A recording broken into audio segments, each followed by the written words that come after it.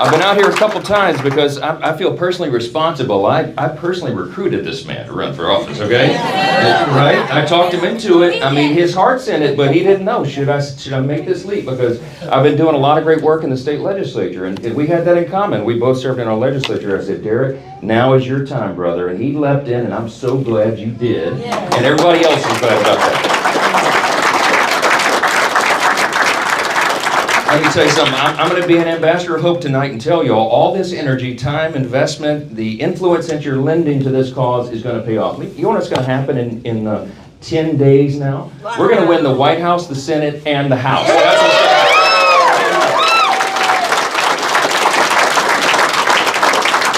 Now, I'm going to tell you why. I'm going to give you all the reasons for hope, because I've been traveling around the country nonstop. Now, I'm not telling you just what a poll says or what some pundit said. I've seen this with my own two eyes, okay? I've done events like this in 238 cities in 40 states now, okay? Some of the places I'm coming multiple times, like Derek Merrin's district here in Ohio 9, because they're so very important. I think you'll understand, this is seen by everybody around the country as what may be the best pickup opportunity we have to flip a blue seat to red, okay? Yeah. Right here in Ohio 9.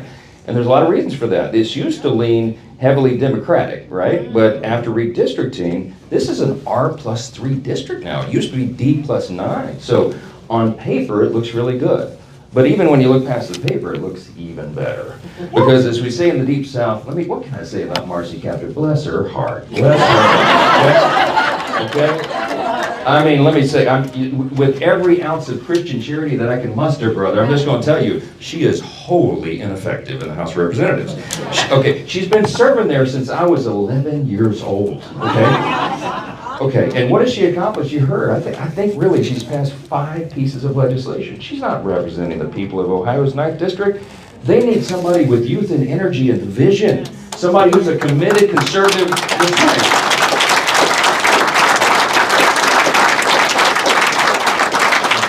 Derek Merrin is a leader with principle. You know him well. He served on the city council and the state house. He's been a leader. He was the runner-up to be the Speaker of the House in the Ohio legislature. He's got real talent. Everybody knows that. And we know that in Washington as well. And so when I went to DC and I got all my colleagues together and we were looking at the all-star list, because we recruited what I believe in Derek's class, his freshman class, I think this is the greatest caliber, greatest stable of candidates that we've had in a long, long time on the Republican side. You know why? Because we went out, we were very deliberate about candidate recruitment.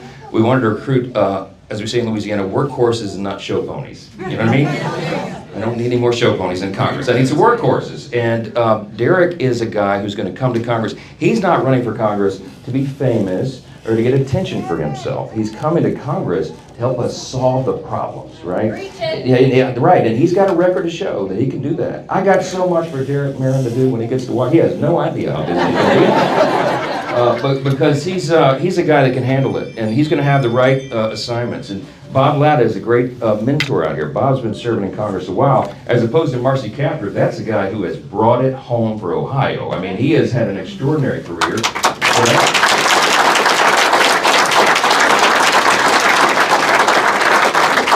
He's done tremendous work on energy and commerce and all these committees that mean so much to Ohio, and we're going to get Derek assigned as well. And let me tell you why we're so excited and so optimistic about this outcome, okay? Something is happening out there in the country. I've been traveling around, and I'm telling you, I've been seeing this for 9 or 10 months now, and I've been saying it in my campaign speeches and everywhere we've gone, and at first people were balking, but now the polling is actually affirming this point. I believe that when the math is done on the other side of this, we're going to have experienced a true demographic shift in the electorate, okay? Because what's going to happen this time, you're going to have a record number of Hispanic and Latino voters who come into the Republican Party for the first time. You're going to have a record number of Black and African American voters. You're going to have a record number of Jewish American voters. You're going to have a record number of union workers. All these demographics that had not traditionally been in the Republican Party in large numbers, they will be now. You know why? Because everywhere I go around the country, people are fed up and fired up, okay? They're fed up about the cost of living, the fact that moms and dads are having to get second and third jobs just to put groceries on the table, okay? They're fed up about the rising crime rates around the country because the radical woke progressive left, the Democrats and mayors, they're destroying once great American cities and communities. They're fed up about the wide open border and the catastrophe that has been to our nation in so many ways. Fentanyl is a leading cause of death for Americans age 18 to 45. Why? Because it comes right over the border. Ingredients from China, manufactured by the drug cartels, and just flowing into our country like an open sewer. Human trafficking, the scourge of that. The fact that we have dangerous people, terrorists, dangerous criminals that have been just flooded into our country. We don't have a border because the border czar, Kamala Harris, opened it wide. That is a fact that they cannot cover up. People are fed up about that, and I'll tell you what, people are very concerned about the weakness that we're projecting on the world stage. I believe what Ronald Reagan used to teach, peace through strength, right? What we have right now is exactly the opposite. And so Russia and China and Iran and North Korea are all working together. They're coordinating right now because you see an opportunity. We're in the most dangerous moment since World War II. I was tying it up with Jake Tapper on last Sunday's the Sunday shows, and he was talking about all sorts of extraneous stuff. I don't know if y'all saw that. It went around. I don't recommend you watch CNN. So if you missed it, I'm glad you did. But at the end of it, I said, Jake, you can put all these other extraneous arguments aside. I'll ask you one thing, and I'll ask everybody in your viewing audience to ask themselves this quietly: are you comfortable with Kamala Harris being the commander-in-chief of the U.S. Armed Forces at the most dangerous moment since World War II? I mean, it's unthinkable. It's unthinkable. We cannot go that way. And so everybody in the country feels that same way. And that's why this energy is happening right now. Look, I brought a couple of numbers. I don't want you to take my word for it. We don't put too much stock in polls anymore, right? But here's what it's showing. The Real Clear Politics average, which is the average of all the polls, has Donald Trump leading in all of the swing states today. All of them, yes.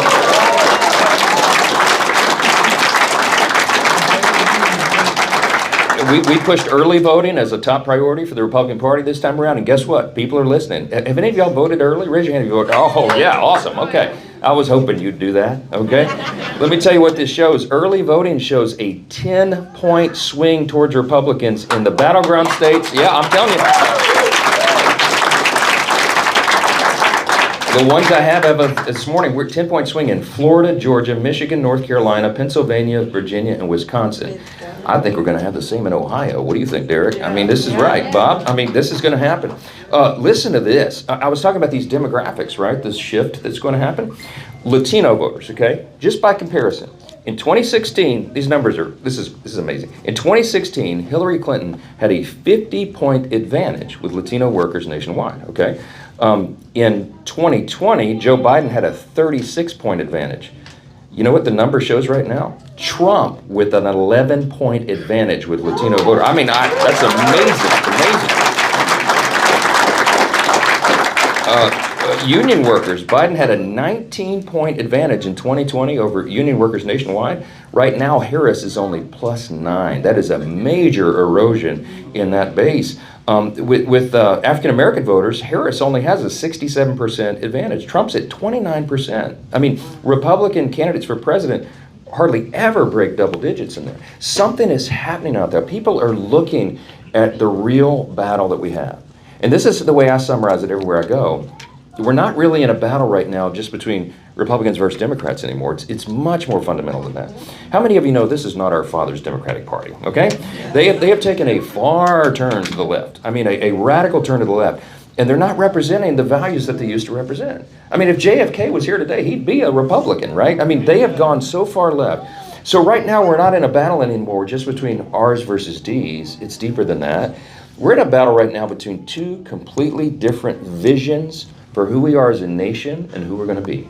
See, we believe, we're as a conservative, people often ask me, well, you're a conservative, what are you conserving? I'm so glad you asked, right? What we're conserving is, first of all, the Judeo-Christian foundation of our country, the moral and religious principles, yeah. We live in the greatest nation in the history of the world. It's not even debatable. We're the most secure, most successful, most free, most benevolent nation, the most powerful nation it's ever been. But all that's in jeopardy right now because the foundations are being whittled away. See, on that foundation, we built the principles that we all believe in. Individual freedom, limited government, the rule of law, peace through strength, fiscal responsibility, free markets, human dignity, secure borders, right? All these things are in jeopardy right now. Because while we revere those things, the modern Democratic Party, the leaders at the national level, they have disdain for those things, right? They envision for us not that we would be the world's great republic, the last great superpower, the leader of the free world. They envision for us instead that we would be some sort of European-style Marxist utopia or something, okay? And everybody in here knows that's a dangerous fool's errand. So when we go to the polls this time, people say this is the most important election of our lifetime. It absolutely is. Because right now, you're not just deciding between two parties who have, slight shades of difference on tax policy or something. I mean, you make a decision whether we're gonna stay America or we're gonna become something else. That is exactly what's at stake. Everybody feels this. Everybody articulates it a little bit differently, but they know this election is different. And I'm absolutely convinced. Look, I get accused of over-spiritualizing everything. I'm convinced that God's not done with America yet, okay? I think we're gonna have another chance. That's right.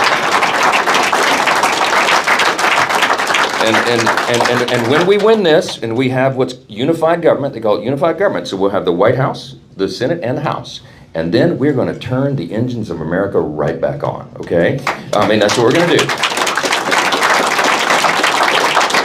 We're going to have a very aggressive first 100 days agenda for the new Congress. We're going to hit the ground running on day one. I mean, on hour one, we're going to secure the border, okay? That's what's going to happen immediately. And we're going to bring back common sense. And Derek Merrin and Bob Latta and the whole Ohio delegation, my brother Jim Jordan, all of us will be down there fighting. It's time to fight, okay? Jim Jordan was traveling around with me last week. We went all over the place. He gets more photos taken of him than I do. In fact, I'm his photographer, right? Hey, can I get a picture, Mr. Speaker? Could you take my picture with Jim Jordan? Sure. It's great. But he's like my big brother. But look, the Ohio delegation punches way above its weight limit. I mean, all of them. They're great. They're Republicans from Ohio, and we need another one. And Derek's going to join us. And when we do, what we're going to do is get right back to the economy. We're immediately going to fix and extend the tax cuts from the first Trump era, because they're going to expire if we don't. And then, my friends, we're going to take a blowtorch to the regulatory state, okay? We have to. These agencies are completely out of control. They've been weaponized against the people, the industries, the small business owners, the job creators that they're supposed to be serving. They're working against them instead. And so we have some really radical ideas on how to scale back the regulatory state and get these agencies under control so that we can free up the free market again and so people can thrive. This is not theoretical. We did this. We did it in the first Trump administration. After the first 2 years, I was a freshman. I came in when President Trump came into Washington at the same time, 2017. By 2019, my friends, we had the greatest economy in the history of the world, not just the US. Everybody was doing better. All wages were going up. More jobs were being created. We had the pathway out of poverty broadened for more people. Why? Because we implemented common sense. We reduced the size and scope and power of government. We allowed the free market to thrive. We're going to do that again. Energy policy is a central part of this, right?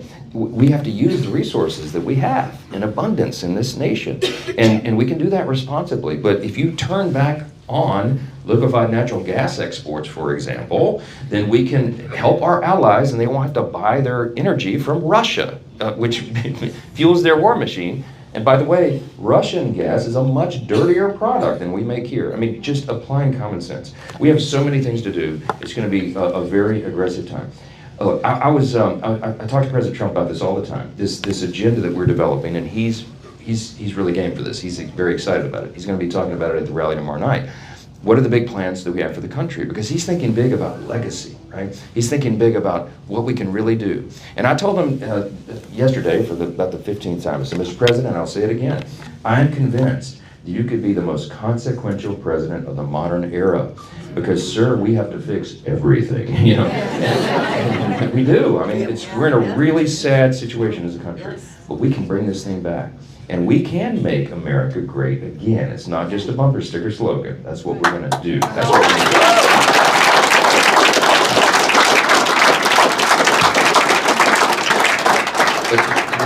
do. I'm talking too long. We excused Derek because he's going to some major Halloween parade somewhere. The fines? Okay, that's a big thing. I said, don't miss it, bro. Go to the parade. And don't put on a costume. They need to see your whole face, right? So he's going to do that parade. So he went with our blessing. He left early. But I'm going to say this. I don't want to drag it on too long, but I'll say this. About, I think it's 5 or 6 weeks ago now, I was with President Trump backstage at the the Hilton in Washington, D.C. We just happened to be in town together because he was speaking at a big Jewish American rally, and it was a big thing. And I spoke there too, and we were backstage in the green room just touching gloves before we went out to go spread out and fan out to the other swing states again. And I said, Mr. President, we were talking about all the plans upcoming, and staff came in and tapped him on the shoulder and said, Mr. President, we got to go, it's getting late. The pilots are going to time out on Trump Force One, right? And you can't let the pilots time out because then you got to stay overnight. So Trump gets up and he goes, okay, so now let me set the stage. It's about 10:45 at night. I'm pretty sure he had done at least 5 major events that day in probably 3 states. Wow. He stands up, I mean, it's late at night, I am exhausted, okay, because I've not done that much. And he stands up and he buttons his coat, and I just looked at him and I thought, he looked like he was freshly airbrushed for the day. You know, I mean, the man has like this, you know, just incredible reservoir of energy that is just hard to describe. But I just said, sort of spontaneously to him, I said, Mr. President, I just want to say I'm so inspired by your stamina, sir. I mean, we're trying to emulate it. And I don't know, you know, you don't have to do this. You had a really nice life, right? You don't have to run for president again. You don't have to take the arrows. You don't have to take the literal shots from guns that you have endured, right? And I said, I just want to say it inspires me. And he unbuttoned his coat and he sat down on the chair again. And he leaned in on his knees and real serious and he said, Mike, we got to leave it all on the field. I said, absolutely, Mr. President. He goes, no, I mean, really, Mike. He said, what if we lost? He said, I'd never be able to live with myself. I would ask myself, what if I could have done one more rally, one more event, shaken one more hand? He said, I told my staff, book every minute of every day from now to the election. This is like 5 or 6 weeks ago. And then he got up and buttoned his coat and walked out there, and I was like, dang, that's good. I wish I had videoed that because we'd already won the election. He was so just genuine and inspiring. So the next morning, we had all the House Republicans for our weekly breakfast together. And I walked in and I told them that story. And I said, my friends, and we had 200 and something, you know, Republicans in the room for breakfast. And men and women, I said, men and women, listen to me, my friends. If our nominee for president can do that and run with that kind of fervor and use that kind of stamina and leave it all in the field, every single one of us better commit to do exactly the same thing. Yeah. This is not a game. As Derek said earlier, we are fighting for the future of our children and our grandchildren. And I tell you what, everybody feels that same inspiration. And they're out, fanned out all around the country right now, running these great races. And everybody, everywhere, is watching Ohio's 9th district. I am not exaggerating. This is a big one for the party, for the state, and for America. If we get Derek over the line, it's gonna really blow the minds of the Democrats, and I can't wait to see that. And yeah. And it will be a great service to Ohio to send Miss Marcy Kaptur home to retire. Okay? So I'm so grateful. I want to tell you, all the volunteers, every postcard you wrote, every door you've knocked on, every phone call you made, every ounce of influence that all of you have done, and every dime of investment you've made is for this great cause. We're going to save this country. We're going to make it great again. And you're going to be a big part of it. God bless you so much for all you're doing. Go Ohio 9. Thank y'all so much.